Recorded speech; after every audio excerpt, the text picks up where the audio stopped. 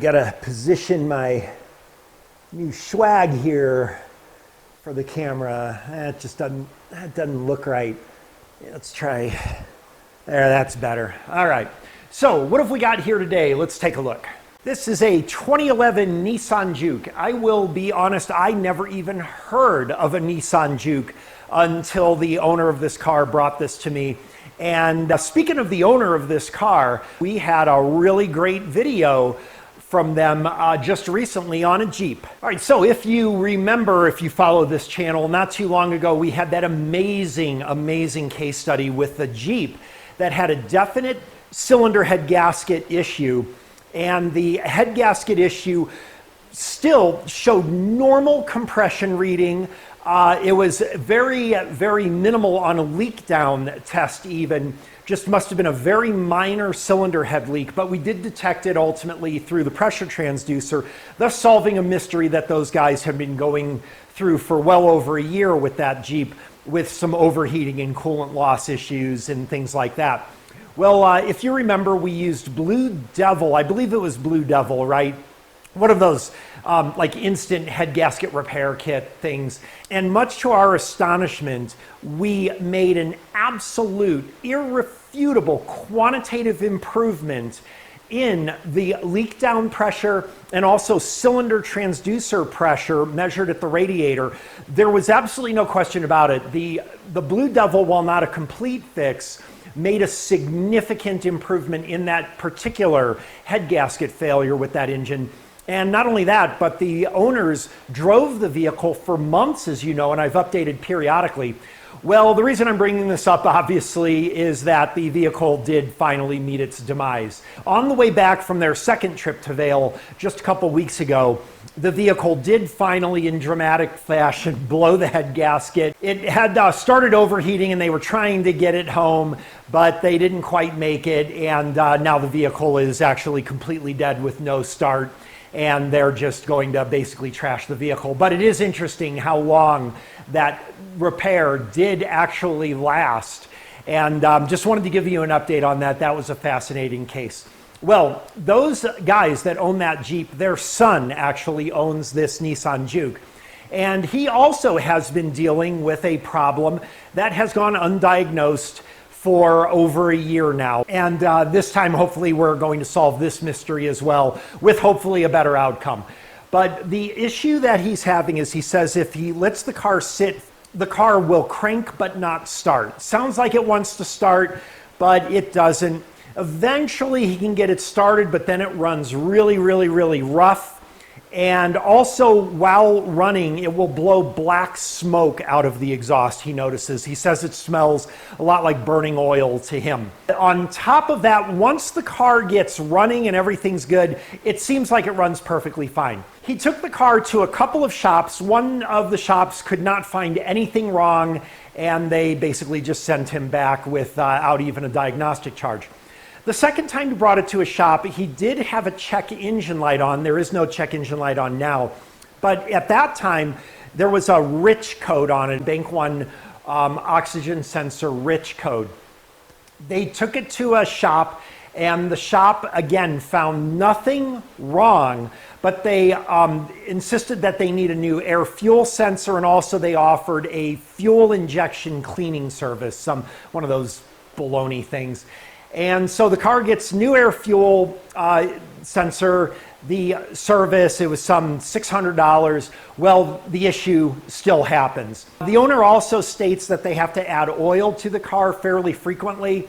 The shop again took a look at it, found no oil leaks, found nothing internally wrong with the engine, and just said that there's nothing they can do. So he's been kind of driving this around as it is. They did clear the check engine light with the initial service. It never did come back on, but he still says that he's having an issue with it. So it goes without saying, after the whole Jeep episode, this kid thought maybe I might be able to finally solve this problem for him, and that's what we're gonna do right now. All right, I think the first thing to do is, the first thing to do is, given the fact that the owner states they have to add oil to it pretty frequently, and we may do a test drive or whatever, let's go check the oil real quick and make sure that we don't have an issue where the vehicle may be very low on oil and we do some possible damage, right?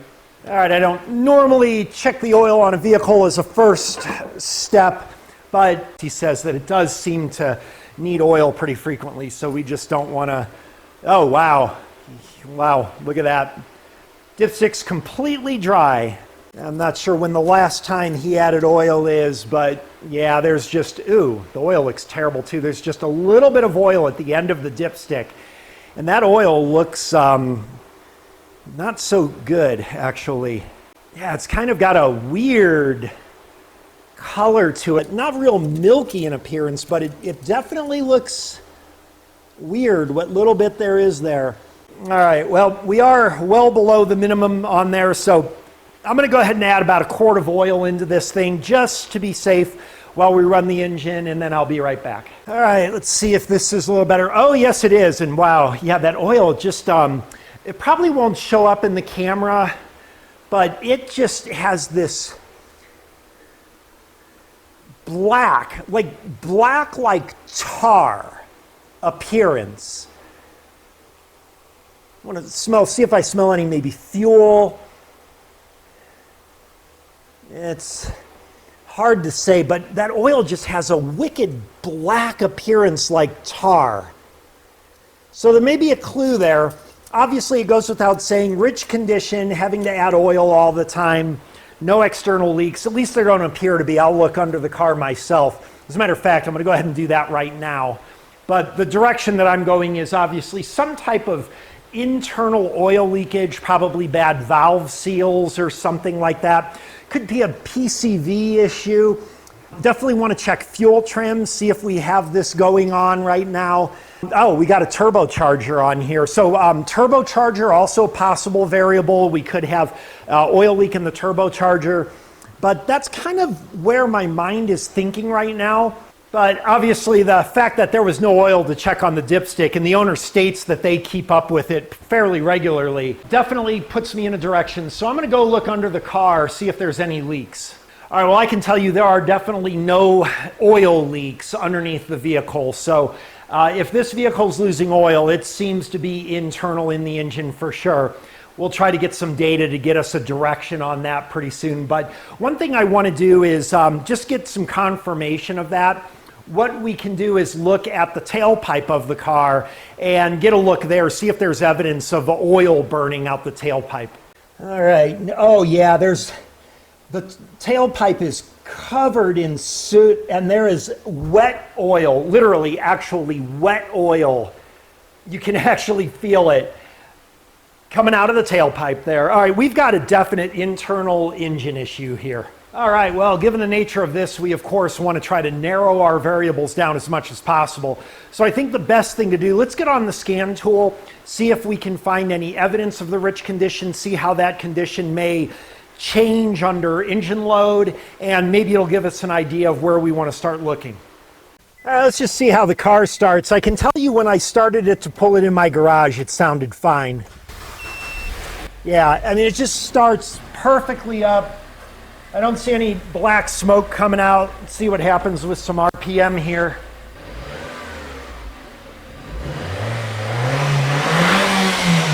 Yeah, there's no black smoke coming out right now.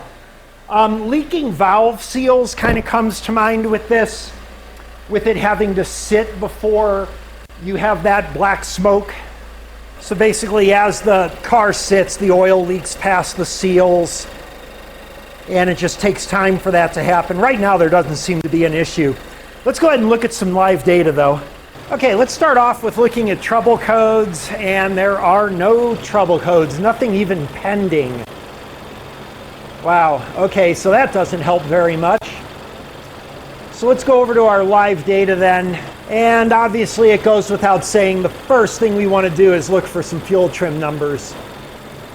Fuel pump, that is also, of course, a possibility, a fuel issue, but I'm kind of putting that secondary right now because of the engine oil things going on here.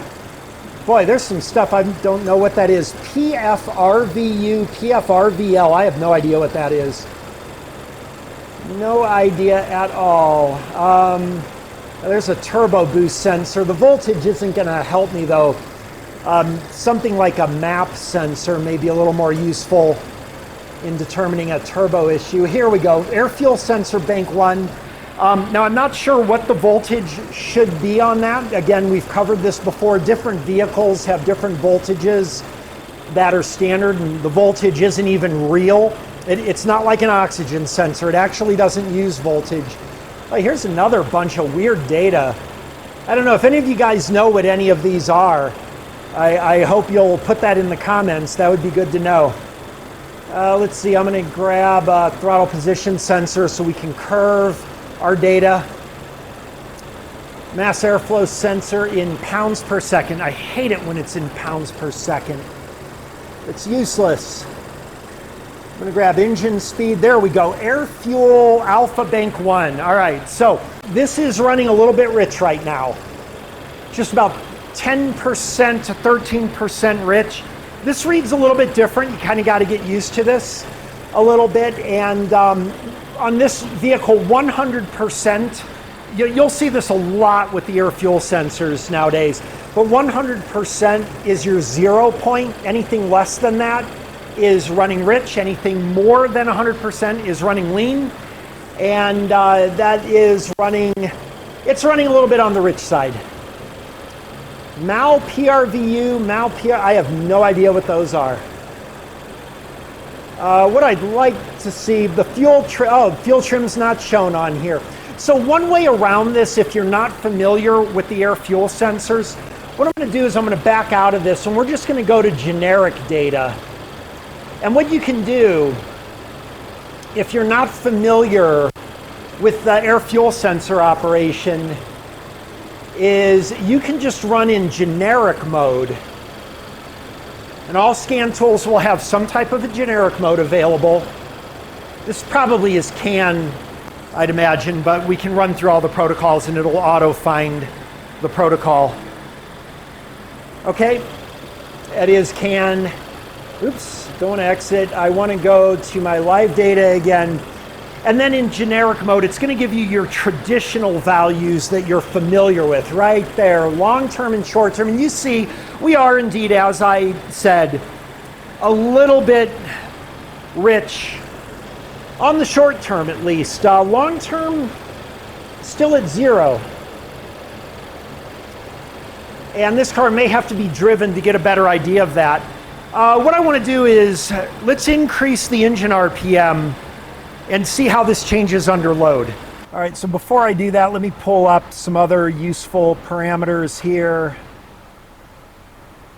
Throttle position would be good. And sorry for the camera work here. I had to move inside the car because we're going to do some RPM curves here. EVAP system came up here. Again, EVAP system certainly a consideration for a rich condition, but again, we're putting that probably tertiary at this point. I'm really thinking this is an internal engine oil burning phenomenon here. And actually, we're about ready to eliminate fuel pressure right now because it does have rail pressure on there. This is obviously a GDI system, so let's just check that real quick. Yeah, this is not going to be a fuel pressure problem. I just want to do a real quick test here. I want to turn the engine off and then back on. Check for a leak down here. Does not seem to, oh, I lost communication with the scan tool. I didn't turn it on. All right, giving it about a 30 or 45 seconds later, we see if anything, the fuel pressure is increasing a bit. And that's because of the heat soak effect, increasing the pressure. So I'm pretty much ruling out a fuel pressure issue here. That goes to the very, very bottom of the triage. All right, let's go back to our data of interest here. Again, still running rich here, but let's increase RPM. And it cleans up pretty good with RPM. Yeah, holding the RPMs really seems to make it a lot better. So, you know, it's really hard to discern anything from this. Really curious why the long term is still 0. That is weird to explain. So it's really hard to discern here, but with that improvement like that, with the RPM, in my experience, which is not that much on this, I usually find that if you've got leaking valve seals, that will get worse under load generally. And we're not seeing that right here. It doesn't necessitate that, but it just takes me a little bit further from the direction of a valve seal leak. Of course, you know, some of your hacks are going to be like, well, what's the mileage? As if you can use mileage to tell a valve seal leak. I have no idea what the mileage is. It's 115,000. Okay, so is it a valve seal leak now that we've seen that? How ridiculous. It's so unscientific. What we can go on is an indication, though, that with an improved fuel trim, under RPM, I'm a little less likely to go in that direction. I'm not sure what this car uses for a PCV. We may take a look at that, but I certainly don't think I'm going to let this car sit and then pop out a spark plug or something and see if we've got oil that's leaking into the cylinders. So I think we're going to do better than that. Let's take a look at the engine. All right, well, once again, evidence that the scan tool is not the end-all, be-all for your diagnostics. All those people, oh, you know, there's a computer, it just tells you what's wrong. Well, as you can see, yeah, the computer told us what's wrong. We're running slightly rich. It's not nearly enough that it would have caused that code that the owner had when they last brought it to a shop. But my guess is that if the vehicle's been sitting for a long time, remember, he has an issue where the car won't even start, right? So if the car is sitting for a long time, that's more oil buildup, and then you would expect when the car warms up, you might be running a much richer condition until that oil burns off. So I can easily see that. Right now, we've really got not a lot to go on, and the scan tool wasn't particularly helpful. So I think what I want to do is a little exploratory surgery here. I want to look for any kind of thing with a PCV system that might explain this, kind of taking the easiest route first. But there is no question in my mind that this engine is burning oil internally. So let's see what we can find.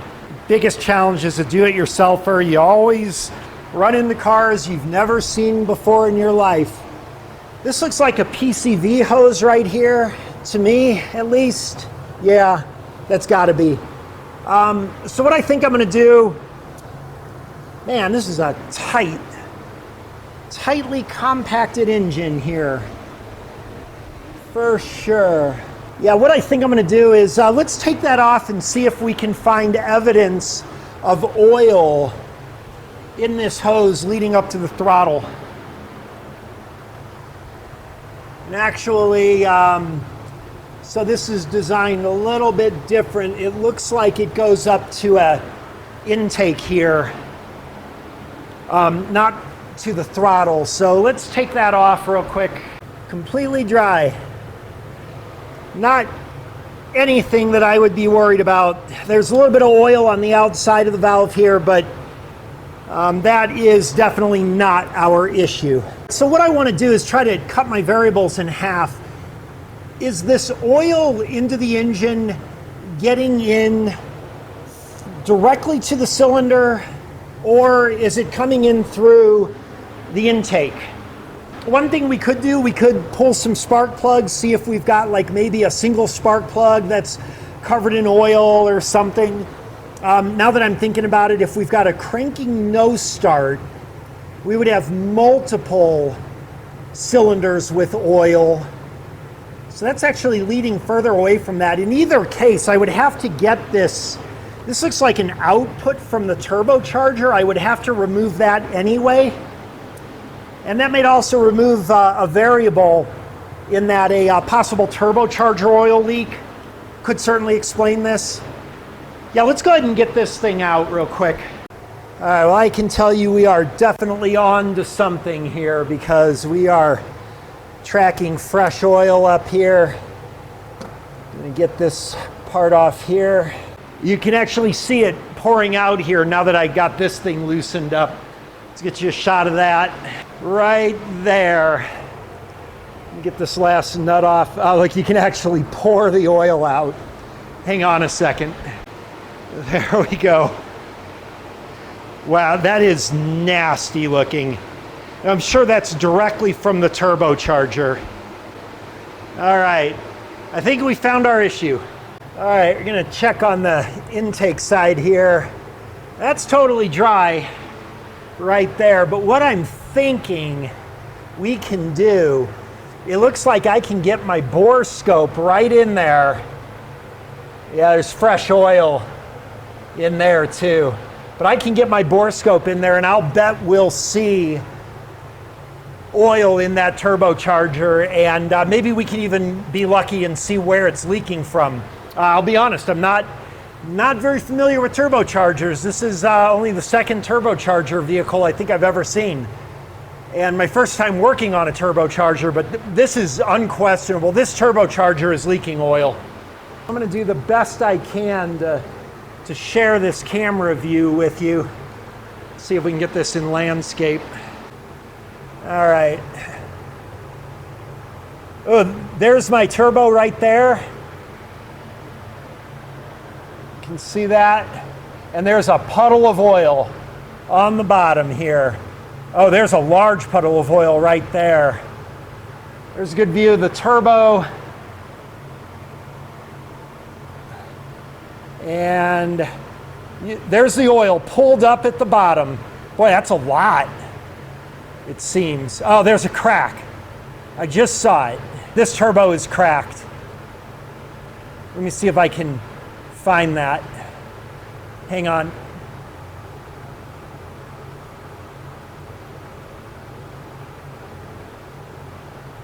Right there. Right there is a crack. Probably not gonna see it. It's right about 12 o'clock, which would be the bottom of the turbo actually. Right there. Let me show you a picture of that. All right, I wish I could show this a little clearer, but that is definitely a crack in the turbocharger right there. And you can see the oil all pooled up on the bottom there. So that is definitely going to be the issue with this car. This is going to be a fairly significant repair, and I'm sure a turbocharger is probably at least $800, I've got to think. All right, guys, as of this scene, it's actually the next morning on a Sunday here. And the issue is I had a little trouble getting in contact with the customer to tell them about the issue with the turbo that I found. And also they are having a little trouble getting money together. So it looks like we're probably not going to replace the turbo for this car for a little while. But what it did give me some time to do is to do a little bit of research on this issue, and also to do what I really think is differentiating that I do, and that is I want to be scientific about my diagnosis, and I want to set up some negative controls so that we can be absolutely sure that a $1,500 new turbo is going to fix this, and this customer doesn't come back with another P0172 rich code for something unrelated to the turbo. Then it's very uncomfortable as I explain, well, you really did need that $1,500 turbo, but your other condition is something that I discovered only after replacing the turbo, and now you owe another, $300 because it's an evap issue or something. I don't want that to happen, and I always take efforts to make sure it doesn't, and I'll show you how I do that here. First things first, researching this a little bit, I've come to find that these Nissan Jukes with the turbos very, very commonly have turbo issues, and very often within 100,000 miles. This car has 115,000 on it. And the more common issue seems to be an oil starvation issue with the oil feed line that gets clogged, or somehow something happens where the oil feed loses pressure to the turbo.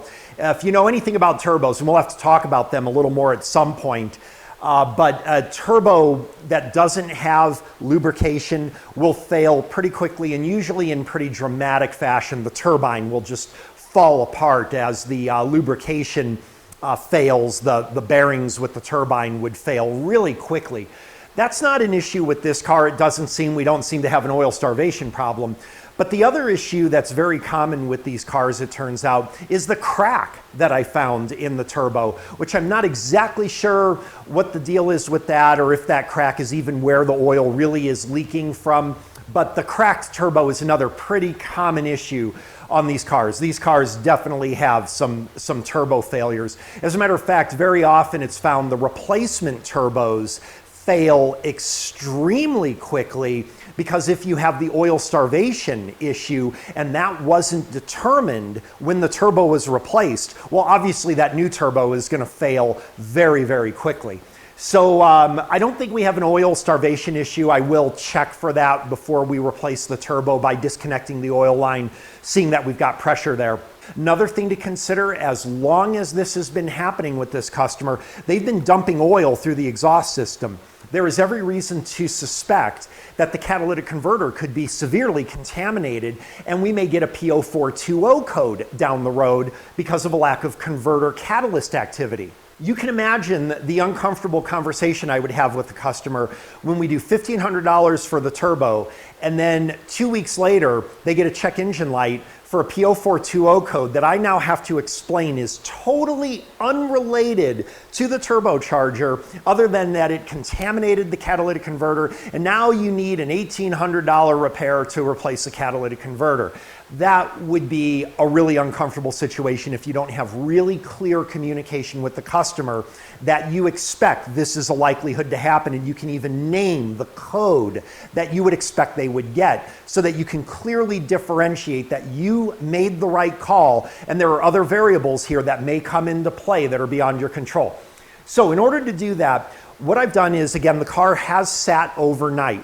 So the first thing I want to do is see, can we replicate the hard start problem with the car having sat overnight? Then what I want to do is I want to clean out all the oil from the turbocharger, all the oil from the turbocharger hoses and lines, all the oil from the intercooler. And then what I want to do is show that immediately the hard start problem no longer exists, and on top of that, we return our fuel trims to normal. Those would be controls that would prove conclusively that we are on the right track with replacing this turbocharger and we're not going to get a comeback. Then, of course, I want to look at the catalyst activity and see if we can get some predictive value on that data to give the customer a heads up if that's a concern. So let's go ahead, and the engine is totally cold. It's been sitting overnight. Let's see if we replicate the hard start issue. Yeah, it's so right now it's not starting, and that is good news. So we've replicated the hard starting problem, I believe. Now what I want to do is I want to immediately clear out all the oil from the turbocharging system. So let me do that and we'll be back in a little bit. All right, let's see what happens here. Oh, it started right up, but then it died for a second. And now it's running really smooth. That was actually that was probably expected, as we still had to burn out some oil in the cylinder. It actually, I'll see if I can amplify that in the recording for you here. But it started right up, stumbled pretty bad for just a second, and then it ran smooth. Now what I want to do is try to start the engine, see if that happens again. Yeah, now it's perfectly smooth. Started right up. Let's try that one more time. Yeah, no hesitation, sounds good.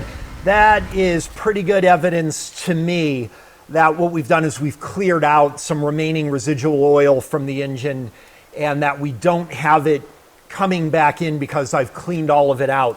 What I may do is pop the scope back in there one more time just to make sure that oil is gone, to prove that there's a definitive difference. So I think I'm going to go ahead and do that real quick, and then we need to get some data on the fuel trims and everything.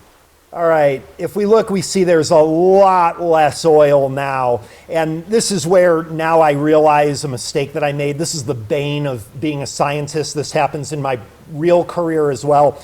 You suddenly remember you should have done a control that you forgot to do, and now it's too late, and that is, I should have looked at this before starting the car to show that there was substantially more oil that explained the no start.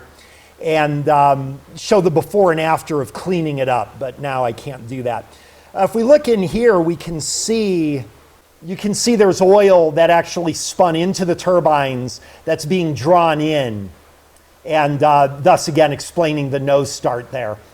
So that is satisfaction enough for me, seeing the before and after with cleaning out the oil, the difference in the engine starting. What we want to do now is see that there's also difference in the fuel trim.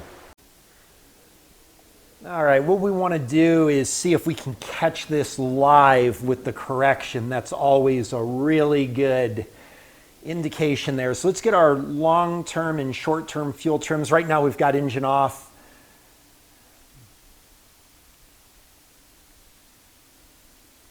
Also want to get that bank 2 sensor so we can examine catalyst activity.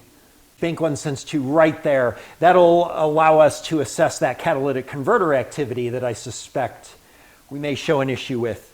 All right, let's go ahead and start this car up. It'll have to warm up before we get our fuel trims, but I'll make sure we catch the correction. All right, if we look here, we have a positive correction on the short term now at idle. That is very good news. Now, looks like we aren't fully warmed up yet. Let me get an engine temperature in here if I can, but I'm loving that positive short-term trim. That is definite confirmation we're on the right track. All right, now after getting some warm up, we're getting some reaction finally from our sensor 2, and I like how it's moving up here. Let's give that a minute. All right, one of the things we absolutely want to do is make sure that we check that catalyst activity under load. It's real easy for it to hold at idle. We want to put some pressure on that. So I'm going to try to bring these RPMs up a little bit, probably about 2200 RPM. We see if anything our catalyst activity actually increases, and it holds steady. All right, that is how it is done, at least at my house. But I am very confident if we replace the turbo, get rid of that oil leak, that will eliminate the rich condition issue. Also very, very, very strong evidence, not 100% conclusive, but overwhelming evidence that we would fix the hard start issue. So $1,500 repair will keep this customer happy, and we won't get the likelihood of a check engine light for a catalyst activity code coming back on. We can see the catalyst activity looks very strong still. So that will conclude this video. Unfortunately, we won't be able to show the fix right now, but maybe what we'll do over on my paid content channel, we can do some diagnosis and understanding of turbochargers, and we can dissect the turbocharger when we remove it from this engine if the customer decides to do that. Thanks for watching. I hope you found this helpful.